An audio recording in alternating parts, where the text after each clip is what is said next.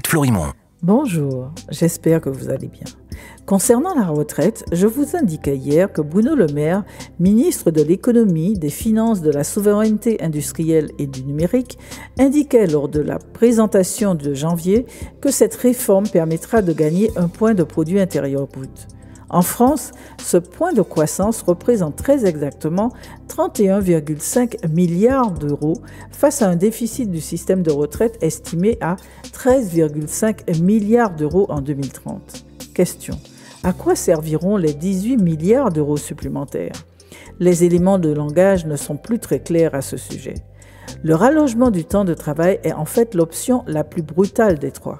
Elle fait en effet reposer sur les personnes qui prendront leur retraite dans les 10 prochaines années, celles qui ont 55 ans aujourd'hui, une économie de 17 milliards d'euros. Quand on pose simplement ces chiffres, on comprend que le problème est ailleurs. C'est ailleurs, c'est le choix politique fait par le gouvernement précédent de baisser les impôts pour les entreprises, notamment les impôts de production, sans véritablement en mesurer les effets sur l'emploi.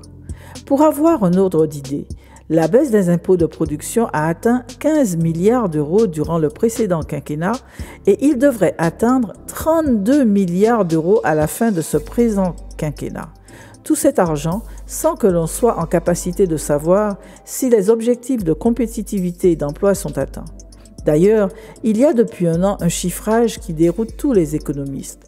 C'est celui du nombre de chômeurs, c'est-à-dire le nombre de personnes disponibles immédiatement. Selon la version INSEE, leur nombre atteint 2 millions de personnes, alors que Pôle emploi en comptabilise 3 millions. Cette bizarrerie s'éclaircira un jour. C'est cette baisse à 2 millions de chômeurs qui a justifié la réforme de l'assurance chômage. Encore des économies. On continue demain. Prenez soin de vous.